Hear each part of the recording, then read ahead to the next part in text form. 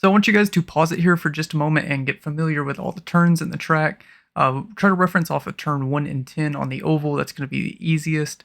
And then get really familiar with turn 3, turn 8, and turn 9. That's where most of your time is going to come through in this lap. And I'm going to be referencing that a bunch. So every good hot lap is going to start with a good exit out of the previous lap. Make sure you have plenty of speed going down the straight. We're going to be minimizing our distance, getting close to the barrier on the start-finish line. We're going to hug the paint all the way through 1 and 2, starting our turn in right at the end of the paint, going through 2. It's going to be just a small lift through here if you're not completely flat out. We're going to be on the brakes for just a moment, coming into turn 3 here, starting our turn in right after the curbing. And our main objective here is just to keep as many revs in the engine as we can going down the bus stop section here onto the mini back straight into turn 7. As we approach turn 7, we're going to get all the way on the right side of the road, maximizing space, a small jab on the brakes, a quick turn in to keep as much speed as possible into turn 8.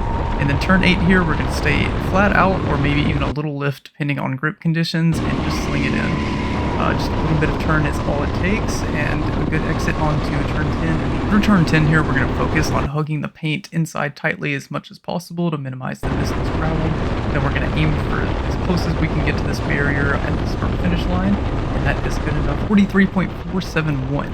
If you enjoyed it, make sure you leave a like down below, and then hit subscribe, because I'm going to be making a lot more content around here, especially when they start up the Rental Kart League in the spring. Make sure you leave a comment about anything that I might not have got to, or any other questions that you might have, and looking forward to seeing you guys on the track.